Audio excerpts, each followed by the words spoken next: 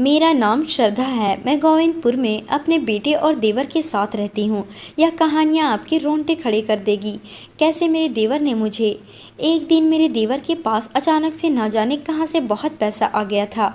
हमारा ताल्लुक गरीब घराने से था, लेकिन अचानक से इतना ज़्यादा पैसा आना मेरी समझ से बाहर था। मैं विधवा थी। कुछ साल पहले मेरे पति का देहांत हो गया था और मेरे आगे पीछे भी कोई नहीं था। मेरा एक बेटा था 9 साल का। मेरी शादी बहुत कम उम्र में हुई थी और अब मेरी उम्र 24 साल थी। पति के देहांत के बाद मेरे पास सिर्फ देवर का सहारा था। मेरे मायके में सिर्फ मेरी माँ थी, जो मेरी शादी के कुछ साल बाद दुनिया से चली गई थी। बाकी किसी रिश्तेदार से मुझे कोई उम्मीद नहीं थी कि मुझे और मेरे बेटे को कोई सहारा देंगे। इसलिए मैंने देवर के साथ रहने का फैसला कर लिया। मेरे दूर के रिश्तेदार आकर मुझे समझाने लगे कि देवर मेरे लिए गैर मर्द है और मुझे उसके साथ एक छत के नीचे नहीं रहना चाहिए। तो मैं उनसे कहती कि आप लोग मुझे अपने घर में रख लें, लेकिन मेरी यह बात सुनकर वह सब खामोश हो जाते। आज के ज़माने में कोई किसी का बोझ नहीं उठाता, लेकिन मेरे देवर ने मुझसे वादा किया कि वह मेरा और मेरे बेटे का सहारा बनेगा। हमें सबने बहुत परेशान किया कि हमारा एक छत के नीचे रहना गलत है, लेकिन इसके बावजूद कोई मुझे साथ रखने को तैयार न था। मुझे समझ आ गई थी कि लोगों को सिर्फ बातें बनाने आते हैं। अगर लोगों को मेरी इतनी फ़िक्र होती तो वो मुझे सहारा देते, लेकिन उन सबको मेरी कोई फ़िक्र नहीं थी। उनका मकसद सिर्फ मुझे परेशान करना था और कुछ नहीं। मैंने एक अलग इलाके में रहने का फ़ैसला किया। मेरे देवर ने कहा कि उस इलाके का माहौल सही नहीं है। मैंने उस इलाके के बारे में बहुत से अफवाह सुनी है कि वहाँ औरतों को इस्तेमाल करते हैं। आप मेरे भाई की इज्जत हैं और मेरी भाभी हैं। आपको वहाँ रहने की इजाज़त बिल्कुल भी नहीं दूंगा। मेरा भतीजा मेरे मरे हुए भाई का एक ही निशानी है और मैं उसकी देखभाल करने के लिए काफ़ी हूँ और उसकी देखभाल मेरी जिम्मेदारी है। अपने देवर की बात सुनकर मुझे बहुत तसल्ली हुई थी, लेकिन मुझे जमाने की बातों ने परेशान किया हुआ था। फिर मेरे देवर ने कहा कि हम यह जगह छोड़कर कहीं और चलते हैं। मुझे उसकी यह बात बहुत अच्छी लगी, इसलिए मैं शहर छोड़कर आ गई। यहाँ पर कोई हमें जानता नहीं था और हमने किसी से बात भी नहीं की। हम अपने बारे में किसी से कुछ नहीं कहते थे, क्योंकि हमारे रिश्ते पर फिर से सवाल उठाए जाते। अगर कोई मोहल्ले के और कोई मेरे घर आते और मेरे देवर और मेरे रिश्ते के सवाल करते, तो मैं उसे यही जवाब देती कि वह मेरा छोटा भाई है। फिर इस मोहल्ले में यह बात मशहूर हो गई कि मैं अपने भाई के साथ इस घर में रहती हूँ, इसलिए यहाँ हमें किसी किस्म की परेशानी का सामना नहीं करना पड़ा था। मेरे पास मेरे शादी का जेवर था, जिसे बेचकर हम लोग यहाँ आए थे। उससे पहले ही मेरे देवर ने कारोबार शुरू कर दिया था और उसका कारोबार दिन दुगुनी रात चौगुनी तरक्की करता चला गया। कुछ समय में ही बहुत सारा पैसा आने लगा। मैंने कई बार देवर से उसके कारोबार के बारे में पूछा, लेकिन उसने हर बार मेरा जवाब टाल दिया। फिर मैंने भी ज़्यादा पूछताछ नहीं की। मेरे लिए इतना ही काफ़ी था कि पैसे आ रहे थे। मेरा देवर अच्छा इंसान था, मुझे उससे किसी गलत काम की उम्मीद नहीं थी, इसलिए मैंने ज़्यादा छानबीन नहीं की। देवर के पास बहुत सारा पैसा आ गया और फिर हमने यह मोहल्ला भी छोड़ दिया और बहुत बड़ा घर खरीद लिया। अब हम बड़े घर में रहने लगे थे। हमारा रहन सहन अमीरों वाला हो गया था। ज़्यादा पैसा आने की वजह से सारे रिश्तेदार गरीब थे और बार बार हमारे घर आने लगे। मेरे देवर की शादी नहीं हुई थी और मेरे देवर का पैसा देखकर सबकी आंखें चमकने लगी थी और मैं उन सबकी आंखों में खटकने लगी। वे लोग जिन्हें पहले ही देवर के साथ रहने पर ऐतराज़ था, अब तो वे और ज़्यादा बढ़कर बोल रहे थे। कुछ ने तो यह कह दिया कि देवर के साथ शादी कर लो वरना अलग हो जाओ, तुम्हारा उसके साथ रहना सही नहीं है। सबकी बातों ने मेरा दिल दुखाया था। वाकई में मेरा उसके साथ रहना सही नहीं था, लेकिन उन्हीं लोगों से जब मैं कहती कि मुझे अपने साथ रख लो, तो वह लोग आंखें फेर लेते। बड़े घर में आने के बाद मैंने एक नौकरानी रख ली थी, जो हर वक्त हमारे साथ रहती थी, यानी कि मैं घर में अकेली नहीं रहती थी। कुछ दिनों बाद मेरे देवर ने एक और काम शुरू कर दिया। वे हर महीने 20 लड़कियों की शादी करवाता। लड़कियां बहुत ही गरीब घराने से होती थी। फिर शादी करवाने के बाद इस कपल हनीमून के बजाय तीर्थ यात्रा पर भेज देता और सारा खर्चा खुद उठाता। देवर की इस बात से मैं बहुत खुश हो गई थी, लेकिन अजीब बात ये थी कि जब भी लड़कियां तीर्थ यात्रा के लिए जाती, वापस विधवा होकर आती। मुझे परेशानी होने लगी, क्योंकि ऐसा हर लड़की के साथ होने लगा था। ये बातें सुनकर मेरा देवर भी परेशान हो गया था, क्योंकि उसने ऊपर वाले के दर्शन के लिए यह जिम्मा उठाया था, गरीब लड़कियों की शादी करवाने का और उन्हें तीर्थ यात्रा पर भेजने का, लेकिन यह अजीब किस्म की अनहोनी होने लगी थी। मेरे देवर ने कहा कि मैं इस बात का किसी लड़की को पता नहीं चलने दूंगा कि जो भी लड़की शादी के बाद तीर्थ यात्रा पर जाते हैं वे विधवा होकर वापस आती हैं। मुझे देवर की बात बहुत अजीब लगी थी। मेरे हिसाब से तो लड़कियों को मालूम होना चाहिए था तीर्थ यात्रा पर जाने से पहले, क्योंकि अजीब और गरीब किस्म का हादसा होता था जो हर लड़की के साथ हो रहा था जो कि तीर्थ यात्रा से वापसी आ रही थी। मैंने अपने देवर को यह बात समझाने की कोशिश की। लड़कियों को पहले इस बारे में मालूम होना चाहिए कि यात्रा से वापसी के वक्त उनके पति का देहांत हो जाता है, लेकिन मेरे इस बात पर मेरा देवर जिंदगी में पहली बार मेरे ऊपर भड़क उठा था। अचानक इस तरह के रवैये ने मुझे काफ़ी ज़्यादा परेशान कर दिया था। उसके इस रवैये पर मैं हैरान रह गई। मेरे देवर ने आज से पहले मुझसे इस अंदाज में कभी बात नहीं की थी, बल्कि वह मुझे अपने भाई की विधवा मानता था और उसी अंदाज से वे मुझे अपनी बड़ी बहन का दर्जा दिया करता था। लेकिन आज जिस तरह मेरे देवर ने मुझसे बात की थी, उसके इस रवैये पर मुझे अब तक यकीन नहीं आ रहा था। मेरा देवर मुझसे बदतमीज़ी करके जा चुका था, जबकि मैं यह सोच सोच कर परेशान हो रही थी कि मेरे देवर को क्या हुआ है। मैंने अपने बेटे को खाना खिलाया और उसे सुला दिया, जबकि मेरी खुद की नींद उड़ चुकी थी, क्योंकि मेरे देवर का रवैया दिन ब दिन काफ़ी ज़्यादा अजीब होता जा रहा था। मैंने अपने देवर को हमेशा से बहुत अच्छा देखा था, लेकिन पिछले कुछ दिनों से मेरे देवर का जो रूप मेरे सामने आ रहा था, मैं किसी भी तरह से यकीन करने वाली नहीं थी। अब तो मेरा देवर दिन ब दिन काफ़ी ज़्यादा बदतमीज़ होता जा रहा था। आज जब अचानक से उसने मेरे साथ बदतमीजी से बात की तो मैं हैरान रह गई। मेरा देवर रात में घर नहीं आया और मैं उसका इंतज़ार करती रही। कहीं ना कहीं अब मुझे इस बात पर शक होने लगा कि वह कोई गलत काम करता है, जो कि दिन ब दिन घर में इतना पैसा आना। और अब जो हकीकत मुझे पता चली थी कि लड़कियों को तीर्थ यात्रा पर भेजना और उनके पति का देहांत हो जाना, तमाम सोचे मेरे दिमाग में गूंज रहे थे। कड़ी से कड़ी मिलाने पर मुझे इस बात पर यकीन होने लगा कि ज़रूर दाल में कुछ काला है। उस रात घर वापस नहीं आया था। मैं अगले 3 दिन से घर वापस नहीं आया। मुझे अब काफ़ी परेशानी होने लगी थी कि आखिर मेरा देवर गया तो गया कहाँ था, क्योंकि आज से पहले ऐसा कभी नहीं हुआ था कि मेरा देवर 3-4 दिन तक घर वापस न आए। मैं इसी सिलसिले में सोच रही थी कि अचानक से कमरे का दरवाज़ा खुला। मैंने अपने कमरे में से बाहर आकर देखा। मेरा 9 साल का बेटा अपने स्कूल गया हुआ था। तकरीबन दिन का 2 बजे का वक्त था। दिन के इस वक्त मेरा देवर कभी भी मेरे कमरे में नहीं आता था, लेकिन आज इस हालात में मेरे कमरे में आया था। उसे देखकर मैं हैरान रह गई, क्योंकि मेरा देवर शराब के नशे में धुत था। मैंने आज तक अपने देवर को किसी गलत चीज़ को हाथ लगाते हुए भी नहीं देखा था। इस वजह से मेरे लिए काफ़ी बड़ा झटका था कि मेरा देवर शराब पी कर आया है। मेरे देवर के कदम लड़खड़ा रहे थे और वे मेरी तरफ बढ़ रहा था। मैं हैरान और परेशान थी, उसका एक अंदाज देख रही थी। जब वे अचानक ही मेरे पास आया और आते ही मेरे कदमों में गिर गया, मैं हैरान रह गई कि भला इसे अब क्या हो गया है। उसकी हालात काफ़ी ज़्यादा ख़राब थी। शायद उसने बहुत ज़्यादा शराब पी रखी थी। वह बिल्कुल भी अपने होश में नहीं था। मेरे कदमों में गिरते हुए अचानक से फूट फूट कर रोने लगा। मैं हैरान परेशान रह गई कि वह रो क्यों रहा है, जबकि रोते हुए वे बेहोश हो गया है। यानी दोपहर के इस वक्त मेरे कमरे में आकर बेहोश हो गया। और अगर कोई इस तरह से मेरे कमरे में देख लेता तो शायद मेरी इज्जत का जनाजा निकल जाता। इस वक्त घर में वो और मैं अकेले थे। जो नौकरानी मेरे साथ रहती थी, आज वो भी छुट्टी पर थी। अब मुझे समझ नहीं आ रहा था कि उसे किस तरीके से अपने कमरे से बाहर निकालूं, लेकिन जो भी था, मुझे हर हाल में इसे अपने कमरे से बाहर निकालना ही था। मैंने जैसे तैसे करके उसे घसीटते हुए अपने कमरे से बाहर निकाला। अच्छा खासा था।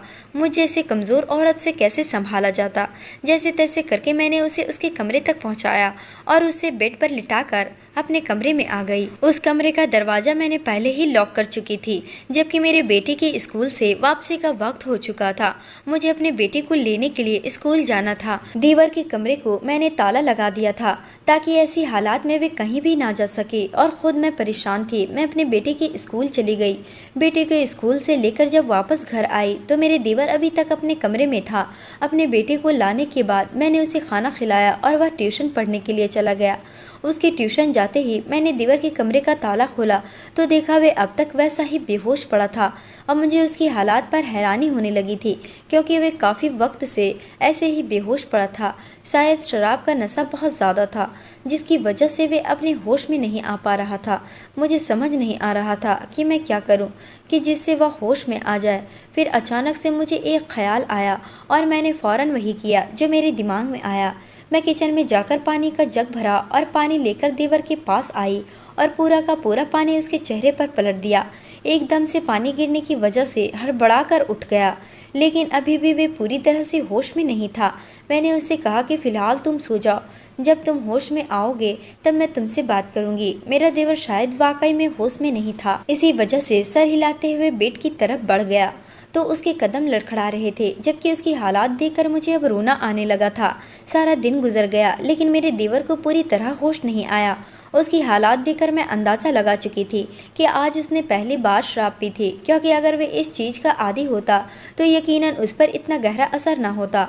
तकरीबन रात के 11 बजे अचानक से मेरे कमरे का दरवाज़ा किसी ने खटखटाया। मेरा बेटा जो कि सो चुका था, मैंने एक नज़र उसको देखा और एक नज़र दरवाजे को। मुझे कहीं ना कहीं यकीन था कि दरवाजे पर मेरा देवर ही होगा, क्योंकि सारा दिन बीत चुका था। तो मुझे इस बात पर यकीन था कि अब मेरे देवर का नशा उतर चुका होगा। अब मुझे हर हाल में उससे वजह जाननी थी कि आखिर में वह क्या करता फिर रहा है। मैं बेड से उतरी और अपने बेटे का आराम का ख्याल करते हुए धीमे कदमों से दरवाजे की तरफ बढ़ी। आहिस्ता से दरवाजे की कुंडी खोलने के बाद मैंने बाहर जाकर देखा तो मेरे देवर बाहर खड़ा था, लेकिन दोपहर के मामले में इस वक्त बेहद अलग बोलने में था। उसकी नज़र झुकी हुई थी, बाल गीले थे, यकीनन वह शावर लेकर वहां पहुंचा था और उसकी झुकी नज़र इस बात का इकरार कर रहे थे कि अपने किए पर शर्मिंदा है। लेकिन फ़िलहाल मुझे उसकी शर्मिंदगी की बिल्कुल ज़रूरत नहीं थी। मुझे इस बात को जानना था कि आज उसने इतना घटिया काम किया तो क्यों किया। मैंने उससे पूछा, तुमने आज शराब पी थी? उसने मेरे इस सवाल पर वे मेरी तरफ देखने लगा। उसकी आंखें सुर्ख हो रही थी। उसने धीरे से सर हिलाया। यह बात तो मैं पहले ही समझ चुकी थी कि शराब पीकर आया है, वह तो बस मैं उसके मुंह से सुनना चाहती थी। जैसे ही उसने सर हिलाया मुझे बहुत गुस्सा आने लगा। मैंने उससे पूछा कि क्यों पी थी तुमने शराब? तो वह मुझे देखकर नजरें ना मिला पाया, शर्म के मारे नज़र झुका ली। मैंने उसे दोबारा पूछा कि आखिर तुमने शराब पी थी? मेरी बात सुनकर मेरा देवर अपने सर झुकाकर कहने लगा कि मैंने जानबूझकर शराब नहीं पिया था। मेरे दोस्तों ने मुझे यह कहकर पिला दी थी कि ये सिर्फ एक सादा सा शरबत है। मुझे नहीं पता था मेरे अमीर दोस्त मुझे कोई नशा और दवाई मिलाकर खिला देंगे। मुझे इस बात का बिल्कुल भी अंदाज़ा नहीं था। अगर मुझे ज़रा भी अंदाज़ा होता तो मैं यकीनन जूस हरगिज़ न पीता। मुझे अपने देवर की इस बात पर यकीन आ गया था, क्योंकि यह बात तो मैं पहले दिन से ही जानती थी कि मेरा देवर बिल्कुल गलत इंसान नहीं है, बिल्कुल मेरे बच्चे की तरह था। मैंने उसे अपने बच्चे की तरह ही देखभाल की थी और वह भी मुझे अपनी बड़ी बहन का रुतबा देता था। मैंने उसे बड़ी बहन होने के नाते समझाया कि तुम इस तरह के अमीर दोस्तों से दोस्ती ख़त्म कर दो। लेकिन मेरी यह बात सुनकर उसने अचानक से अपना सर उठाया और घूरने वाली नज़रों से उसने मुझे देखा। वो एक पल के लिए मुझे हैरान कर गया। वो फिर जो उसने बोला तो उसके अल्फाज मुझे हैरान कर गए। वे कहकर रुका नहीं था, बल्कि अपनी बात पूरी करके वहाँ से चला गया था। जाते जाते यह भी कह गया कि मैं अब तकरीबन 10 दिन तक घर नहीं आ सकूंगा और इन 10 दिनों में उसे एक बहुत बड़ा प्रोजेक्ट मिला है जिसे उसे पूरा करना है। मैं उससे पूछना चाहती थी कि आखिर वह क्या काम करता है जिसकी वजह से उसके पास इतना पैसा आ रहा है, और यह कौन सा प्रोजेक्ट है जिसमें उसे 10 दिन के अंदर ही पूरा करना है। लेकिन मेरी बात सुनने से वह अपनी बात कहकर यहाँ से जा चुका था। उसकी कहीं बात मुझे परेशान कर गई, क्योंकि उसने कहा था कि उसके दोस्त की वजह से तो उनके घर पर इतनी दौलत आ रही है। उसके अमीर दोस्तों ने ही तो इसे ऐसा काम बताया था कि जिसकी बदौलत वह चंद महीनों में इतना अमीर हो गया, और अब वह किसी भी कीमत पर इस काम को नहीं छोड़ सकता, क्योंकि इस काम को अपनाना बहुत आसान है लेकिन इस काम से बाहर निकलना बहुत मुश्किल है। उसका बात अभी तक मेरे कानों में गूंज रहे थे। आज पूरे 4 दिन गुजर चुके थे, लेकिन मेरे देवर का कोई अता पता नहीं था। मुझे नहीं पता था कि मेरा देवर आखिर कहाँ गया और वह क्या काम कर रहा है जिसकी वजह से उसे चंद दिनों में इतने पैसे मिल रहे हैं। मैं हैरान परेशान थी, बस यही सोचती रही कि आखिर ऐसा कौन सा काम करता है, लेकिन जवाब न मिला था। ठीक 10 दिन बाद मेरा देवर घर वापस आया तो मैंने उससे पूछा कि आखिर 10 दिन तक कहाँ था। तो उसने मुझे बताया कि वह दुबई गया हुआ था। उसकी यह बात सुनकर मुझे हैरत का झटका लगा, क्योंकि उसने तो मुझे बताया ही नहीं था कि वह शहर से बाहर जा रहा है, और ज़िंदगी में ऐसी पहली बार हुआ था वह मुल्क से बाहर गया हुआ था, क्योंकि आज से पहले तो वह मुल्क में रहकर ही काम कर रहा था। अक्सर वह शहर जाता रहता और मुझे बताकर जाता था कि वह दूसरे शहर जा रहा है काम के सिलसिले में। लेकिन आज जो बात उसने मुझे बताई थी उससे मैं हैरान हो गई, क्योंकि दूसरे मुल्क जाना तो इतना आसान काम नहीं होता। तो मैंने उससे पूछा कि दुबई में तुम क्या कर रहे थे। मेरी बात सुनकर उसने एक बहुत ही खूबसूरत सा सोने का हार मेरे सामने रख दिया। इसे देखकर मेरी आंखें चमक गई, क्योंकि रात में इस वक्त खूबसूरत लाइट की रोशनी में वह सोने का हार चमक रहा था। उस हार को देखते ही उसकी कीमत का अंदाज़ा लगाया जा सकता था। शायद नहीं, यकीनन वे बहुत ही महंगा हार था। मैंने अपने देवर से पूछा कि यह कहाँ से लाया, तो उसने कहा कि दुबई के शेख ने उसे तोहफे के तौर पर दिया है। तो मुझे उसकी इस बात पर हैरत हुई, भला इतना महंगा तोहफा कोई बिना वजह क्यों देगा। मैंने उससे वजह पूछी तो उसने कहा कि आप आम खाएं, गुठलियाँ मत गिने, ये हार मैं आपके लिए लाया हूँ, तो बेहतर है इसे मेरी तरफ से तोहफा समझ कर रख लें। लेकिन मैंने अपने देवर से साफ इनकार कर दिया और कहा कि जब तक तुम मुझे यह नहीं बताओगे कि तुम क्या काम करते हो, तब तक मैं यह नहीं रखूँगी। जबकि मेरे इस धमकी पर मेरा देवर परेशान हो गया और वे हार लेकर वहाँ से चला गया। मुझे अब हकीकत जाननी थी, क्योंकि आज से पहले मेरे देवर ने अभी मेरा कोई हुक्म नहीं टाला था, और आज वे इस तरह वहाँ से चला गया था बगैर कोई जवाब दिए। आहिस्ता आहिस्ता जा रहा था और उसके इन सारे मामलों को 1.5 साल गुजर चुका था। अब अक्सर ही मेरा देवर मुल्क से बाहर जाने लगा था, दुबई तो कभी कहीं। मैं जब भी पूछती तो वह मुझे यही कहता कि आप परेशान ना हो, बस आपकी ज़रूरत की हर चीज़ आपको घर बैठे बैठे मिल जाएगी। एक दिन वह मुझे कहकर गया वह दुबई जा रहा है। मुझे कुछ न कुछ गलत लग रहा था। मुझे ऐसा लग रहा था जैसे वह दुबई नहीं बल्कि कहीं और जा रहा है। उसी वजह से मैंने उससे जिद की कि मैं भी तो विधवा हूँ, तो मुझे भी तीर्थ यात्रा पर भेज दो। पहले तो मेरी बात सुनकर वह हैरान हुआ, फिर उसने हाँ में अपना सर हिला दिया और अगले महीने उसने मुझे तीर्थ यात्रा पर भेज दिया। लेकिन शायद वे भूल गया था कि वह मुझे अकेले भेजना चाहता था, लेकिन हकीकत में मैं उन्हीं लड़कियों के साथ मिलकर तीर्थ यात्रा पर चली गई। लेकिन तीर्थ यात्रा पर पहुंचते ही जो मैंने देखा उसने मुझे हैरान कर दिया। उसने मेरे पैरों तले से जमीन खिसक गई, क्योंकि मैं ना तो तीर्थ यात्रा पर पहुंची बल्कि उन लड़कियों के साथ साथ मैं भी दुबई पहुंच गई थी। लेकिन मेरे देवर ने मुझे वहां देख लिया था और उसने पहली फुर्सत में मुझे वहां से निकलवा कर वापस भेज दिया था। उसने मुझसे कहा था कि मैं अभी कुछ दिन दुबई में रहने वाला हूं और वापस आकर मुझे सब कुछ बता देगा कि आखिर ये सब क्या चल रहा है। अभी 3 दिन ही गुजरे थे कि एक दिन अचानक से मेरे घर का दरवाज़ा बजा, तो मैं परेशान हो गई, क्योंकि हमारे घर में कोई नहीं आता था। मैंने दरवाज़ा खोला तो सामने का मंजर देखकर मैं डर गई। मेरे मुंह से चीख निकल गई, क्योंकि सामने ही मेरा देवर खून से लथपथ खड़ा था। उसकी सफ़ेद रंग की शर्ट खून से रंगीन थी और चेहरे पर भी खून लगा हुआ था। उसके माथे से खून टपककर फर्श पर गिर रही थी। मैंने फौरन से जब पूरा दरवाज़ा खोला तो लड़खड़ाते कदमों के साथ अंदर दाखिल हुआ। मैंने डॉक्टर को फ़ोन किया और चंद ही मिनटों में डॉक्टर घर आया। उसने मेरे देवर के तमाम जख्मों को साफ किया और उसे नींद की दवाई देकर चला गया, जबकि बिल्कुल परेशान अपने देवर को देख रही थी। अगले दिन सुबह जब उसकी आंख खुली तो मैंने उससे पूछा कि आखिर क्या हुआ है, तुम तो दुबई जाने वाले थे, फिर अचानक इस हालात में कैसे। मेरा देवर मेरी तरफ देखकर मुस्कुराया, कहने लगा कि गलत का अंजाम भी बुरा ही होता है। मैं गलत रास्ते पर चल पड़ा था तो उसकी सज़ा तो भुगतनी थी। मैंने अपने रब से दुआ मांगा था कि मेरे गुनाहों की सज़ा मुझे इस दुनिया में ही मिल जाए।